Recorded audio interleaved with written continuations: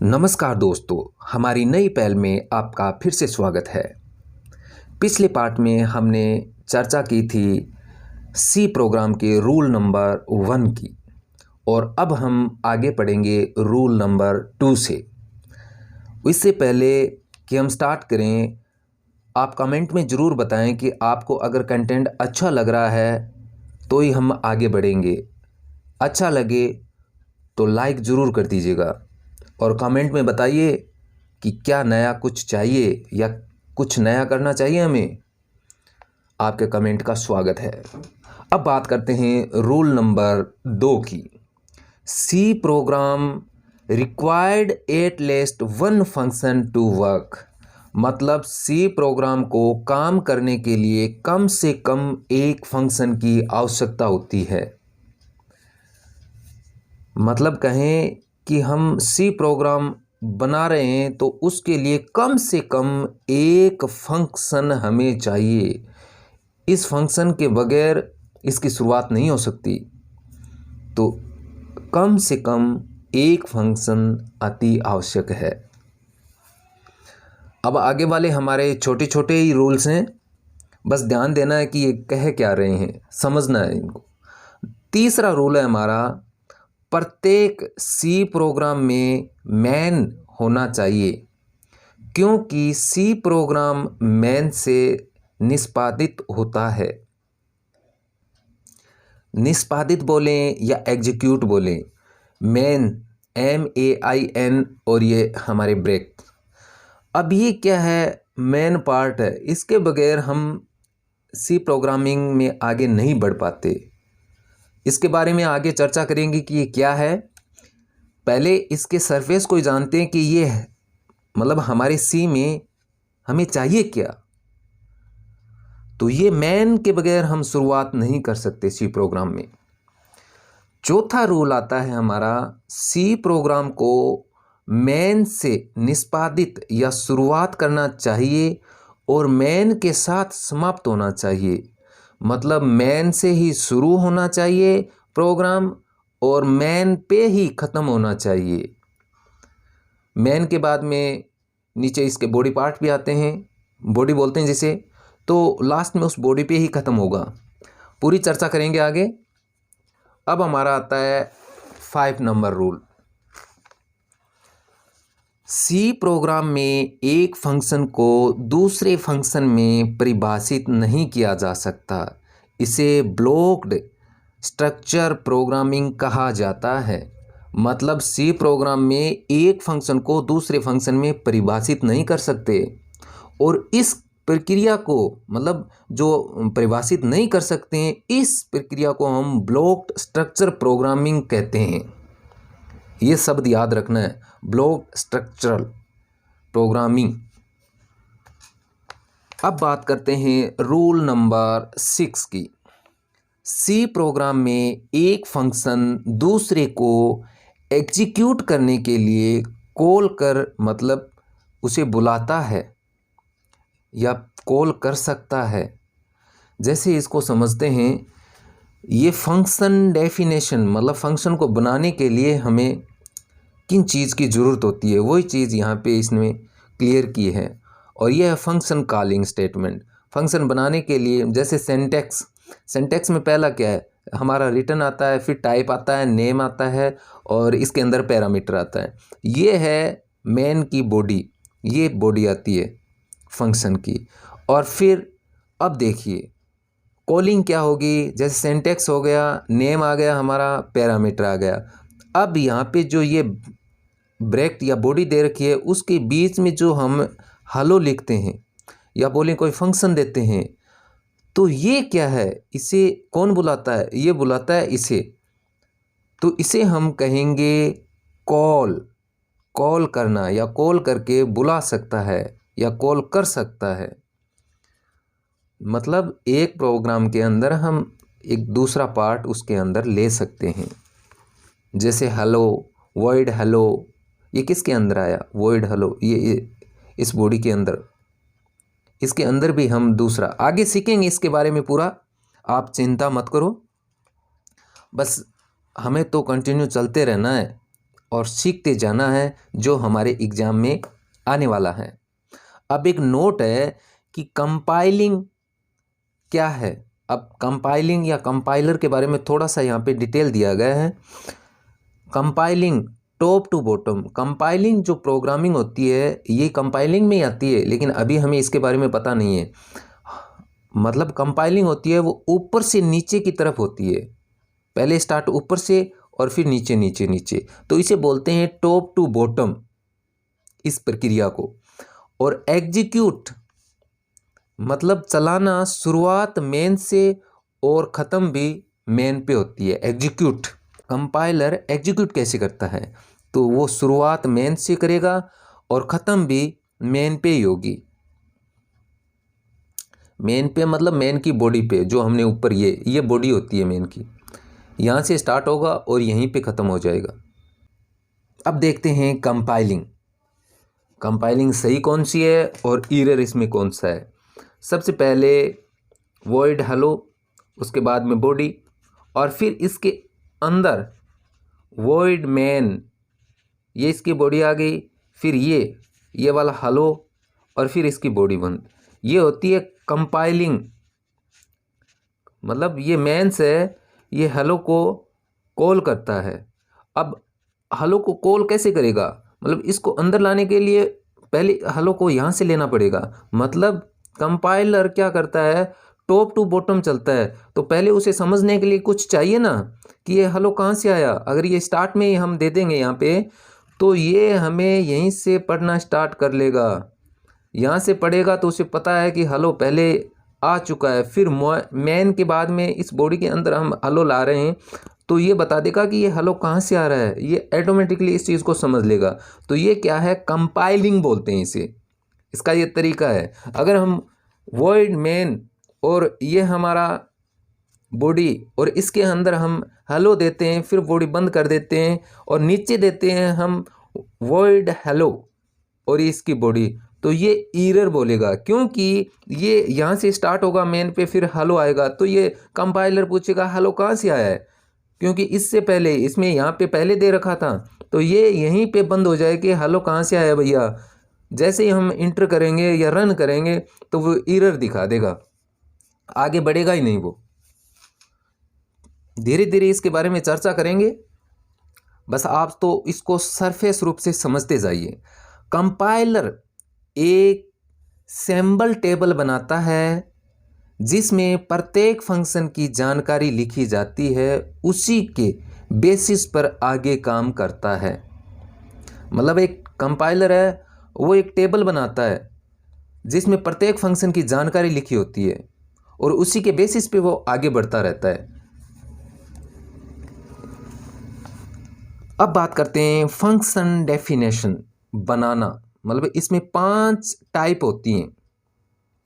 Function कैसे बनाते हैं हम फंक्शन, पहला होता है रिटर्न टाइप, फिर नेम, फिर पैरामीटर और फिर हमारी body. Return type, name, parameter और बॉडी। रिटर्न टाइप, नेम, ये ब्रेक, पैरामीटर और बॉडी। जैसे वॉइड हेलो फिर बॉडी, तो रिटर्न यहाँ पे आएगा, इसे बोलते हैं रिटर्न। फिर आता है फंक्शन कॉलिंग, मतलब पुकारना, जैसे नेम फिर पैरामीटर। अब पैरामीटर यहाँ पे किसको पुकारते हैं हम, हेलो। जो पैरामीटर होता है वो हेलो में, मतलब इसकी सीखेंगे, बस आप तो इतना जान लो कि फंक्शन कॉलिंग मतलब पुकारना किसी चीज़ को, तो कैसे पुकारेंगे वो पूरा एग्जाम्पल के थ्रू समझेंगे हम। नेक्स्ट आता है हमारा फंक्शन डिक्लेरेशन, घोषणा कैसे करते हैं फंक्शन की हम, घोषणा डिक्लेरेशन। तो ये नोट रन, ये रन नहीं होगा ऐसे। वॉइड हेलो, ये अगर हम घोषणा नहीं करते हैं तो रन नहीं हो पाएगा। फिर आता है हमारा फंक्शन डिक्लेरेशन, मतलब क्या है, इसे फंक्शन प्रोटोटाइप भी कहा जाता है। फंक्शन डेफिनेशन एवं फंक्शन कॉलिंग से पहले फंक्शन डिक्लेरेशन आता है। ध्यान से समझिएगा, फंक्शन डेफिनेशन एवं फंक्शन कॉलिंग से पहले फंक्शन डिक्लेरेशन आता है, बिल्कुल आता है ये।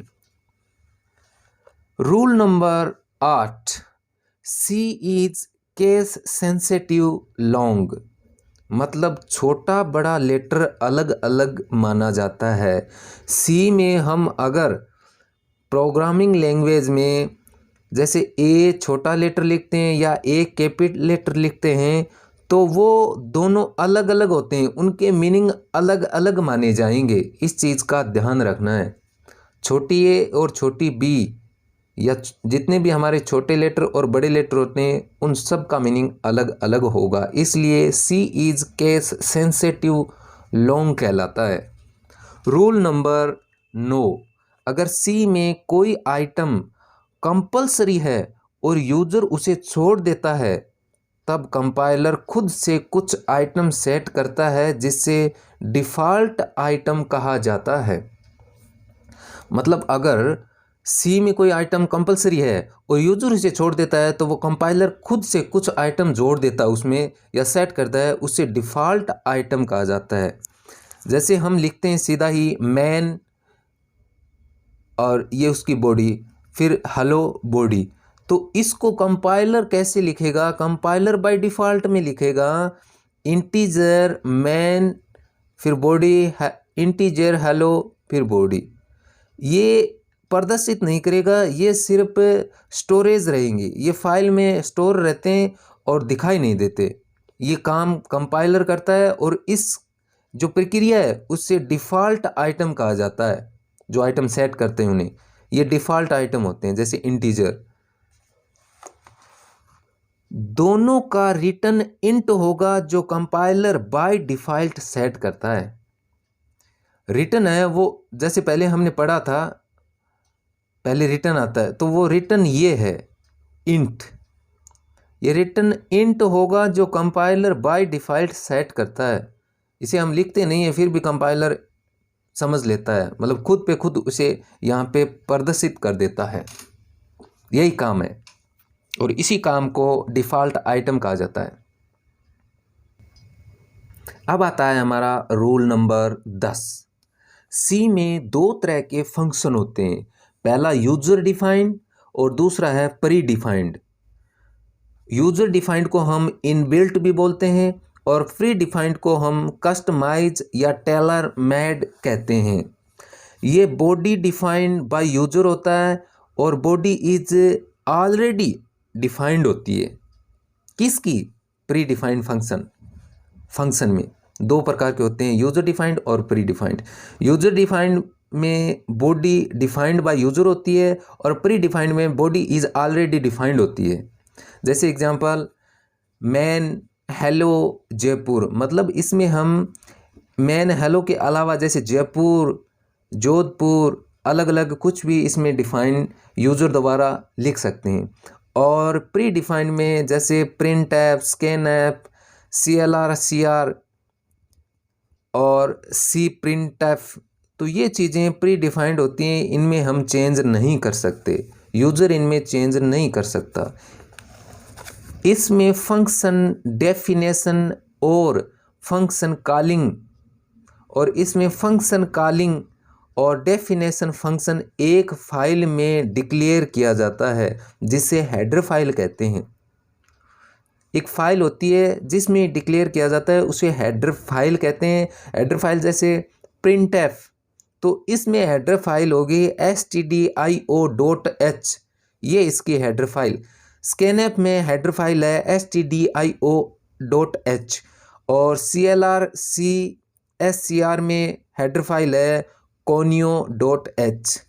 हेडर फाइल को जोड़ने के लिए हैश इंक्लूड कमांड चाहिए, समझ रहे हो आप? मतलब हेडर फाइल को जोड़ने के लिए हैश इंक्लूड एरोज और फिर कमांड चाहिए। जैसे CLR SCR एक प्री डिफाइंड फंक्शन जो conio.h में लिखा है, इसके हेडर फाइल क्या है? conio.h। CLR SCR console screen को क्लियर करता है, CLRSCR।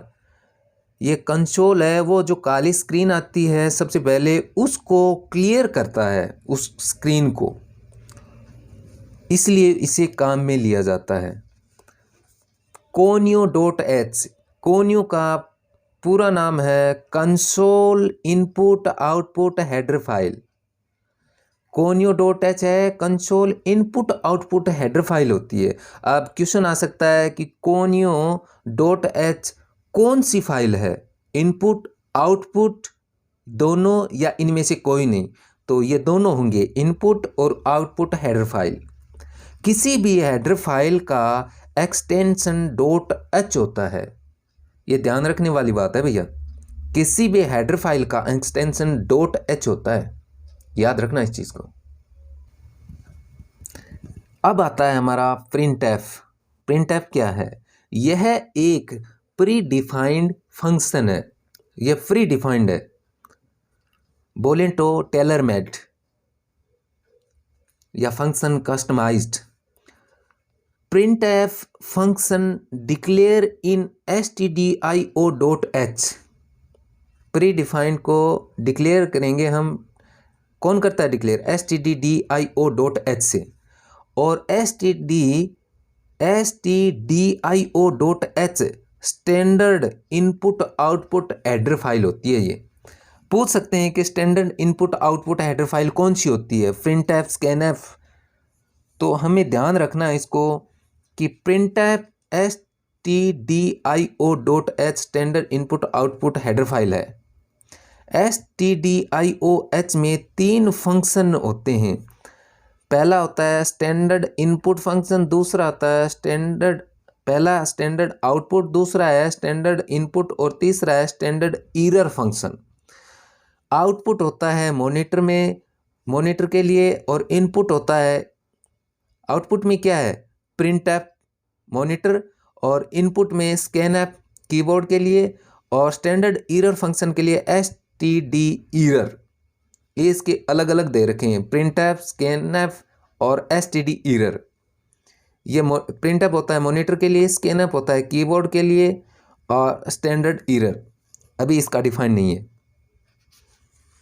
फिर आता है हमारा printf कितने प्रकार के होते हैं या इसे कितने भागों में डिवाइड कर सकते हैं। printf इसके 2 हैं। पहला है printf fs का मतलब है फॉर्मेट स्ट्रिंग। ये जो पार्ट होता है printf का, कोमा के अंदर पहला पार्ट, उसे बोलते हैं फॉर्मेट स्ट्रिंग। प्रत्येक printf में एक ही फॉर्मेट स्ट्रिंग होगा जो सबसे पहले आता है, जो सबसे पहले आएगा वही फॉर्मेट स्ट्रिंग printf लेगा। केवल fs मतलब फॉर्मेट स्ट्रिंग ही प्रिंट होगा, जो पहले पोत फॉर्मेट स्ट्रिंग आता है उसे ही printf प्रिंट करेगा। अब आगे बात करते हैं printf fs। यह है वेरिएबल स्ट्रिंग। fs और vs ये हमारा आ गया फॉर्मेट स्ट्रिंग, और ये जो आगे का पार्ट होता है वो है वेरिएबल स्ट्रिंग, मतलब मल्टी पैरामीटर फॉर्म। और ये था हमारा सिंगल पैरामीटर फॉर्म, सिर्फ सिंगल में। अब मल्टी में हो तो ये पहला कहलाएगा फॉर्मेट स्ट्रिंग, उसके बाद में कहलाएगा वेरिएबल स्ट्रिंग। अब बात करते हैं वेरिएबल की, कि वेरिएबल स्ट्रिंग क्या काम करता है। एक printf में बहुत सारे वेरिएबल स्ट्रिंग होते हैं, और वेरिएबल स्ट्रिंग केवल स्टोर होते हैं, ये प्रिंट नहीं होते। ये ध्यान रखने वाली बात है। क्वेश्चन पूछ सकता है कि वेरिएबल स्ट्रिंग क्या करते हैं, या वेरिएबल स्ट्रिंग का क्या काम है? प्रिंट करना, आउटपुट देना, इनपुट देना, स्टोर होना। तो वेरिएबल स्ट्रिंग केवल स्टोर होते हैं, ये प्रिंट नहीं होते। तो ये था सी प्रोग्राम में हमारा बोलें तो उससे पहले हम कुछ वर्ड्स या रूल्स काम में ले रहे हैं ताकि हमें आगे जाके प्रॉब्लम ना आए कि इसकी बॉडी, प्रिंटफ, स्कैनफ ये क्या हैं। ये पूरा आगे डिफाइन करेंगे कि सिर्फ इनका ऊपर का जो सरफेस है उसी के बारे में जान रहे हैं। समझ में तो कुछ नहीं आ रहा है मुझे पता है, लेकिन फिर भी आप ध्यान देना, दोबारा रिपीट करना, ये बहुत हार्ड होते हैं। इनको समझ लिया ना आपने, फिर हमारी सी बिल्कुल आसान हो जाएगी। ये रूल सी को आसान बना रहे हैं। तो आज के लिए इतना ही। नमस्कार एंड जय हिंद।